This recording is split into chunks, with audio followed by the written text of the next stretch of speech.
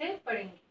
उत्पत्ति के आधार पर शब्द के 4 भेद हैं, तत्सम शब्द, तद्भव शब्द, देशज शब्द और विदेशी शब्द। अब तत्सम शब्द क्या है? ये तत् जमा सम, तत्सम जमा सम का अर्थ है दो शब्दों के मेल से बना है, जिसका अर्थ है उसके समान। उसके क्या है? यानी संस्कृत के समान, अब जिसमें हम कोई बदलाव नहीं करते। संस्कृत से आए हुए शब्द हैं ये, और इनको ज्यों का त्यों जिस तरह ये आए हैं उसी तरह हम इनका प्रयोग करते हैं, कोई भी इनमें बदलाव हम नहीं करते हैं।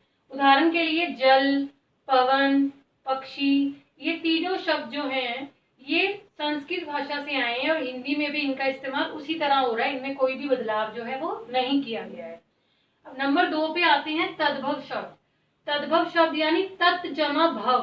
तत् का अर्थ है उससे और भव का अर्थ है उत्पन्न, जो किससे उत्पन्न हुए हैं? संस्कृत भाषा से उत्पन्न हुए हैं, पर हम इनको बदल कर इस्तेमाल कर रहे हैं। संस्कृत भाषा से आए हैं लेकिन हम इनको बदलकर इनका इस्तेमाल कर रहे हैं। उदाहरण के लिए दुग्ध शब्द संस्कृत का शब्द है, इसको हम बदलकर क्या दूध के रूप में इस शब्द का हम इस्तेमाल करते हैं।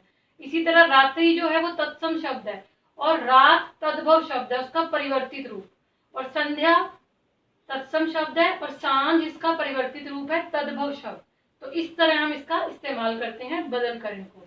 नंबर 3 पे आते हैं देशज शब्द। देश जमा ज, यानी देश में ही जन्मा है, जो देश में पैदा हुए जो शब्द है, जो हमारे देश की भाषाएं, बोलियां और आम बोलचाल की भाषा से आए हैं शब्द और हिंदी भाषा में हम इनका इस्तेमाल करते हैं, उन्हें हम बोलते हैं देशज शब्द। उदाहरण के लिए लोटा, खटिया, पगड़ी, खिड़की, ये सारे हमारी देशी शब्द हैं।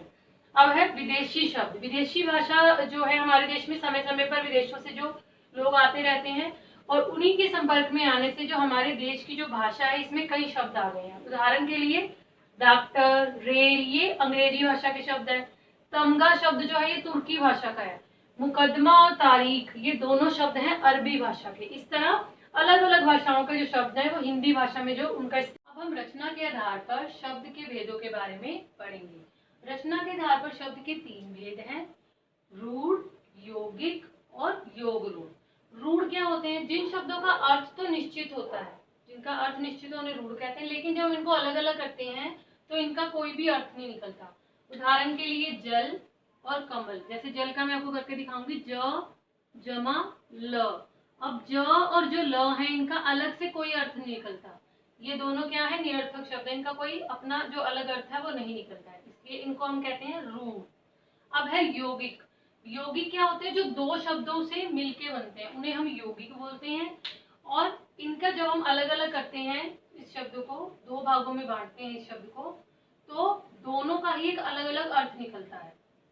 जैसे कि विद्यार्थी और पाठशाला। विद्यार्थी में विद्या जमा अर्थ, यहाँ पे विद्या और अर्थ दोनों का ही एक सार्थक अर्थ है।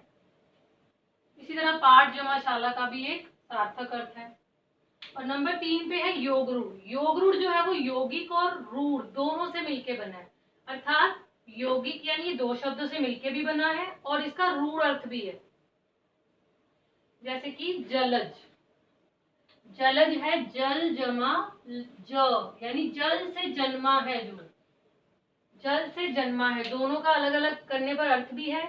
और जलज जो शब्द है वो ज्यादातर कमल का फूल है जो उसके लिए इस्तेमाल किया जाता है, इसलिए इसका जो अर्थ है वो क्या हो गया? रूढ़ हो गया। इसी तरह महादेव का भी ऐसे ही है, महान है देव जो, और महान है देव जो वो कौन, किस देवता से जोड़ा जाता है? इसको भगवान शिव से जोड़ा जाता है, तो इसके जो अर्थ है ना वो रूढ़ हो जाते हैं, पर मिलके ये बना है दो शब्दों से, इसलिए इसमें यौगिक और रूढ़ दोनों के गुण जो है वो होते हैं।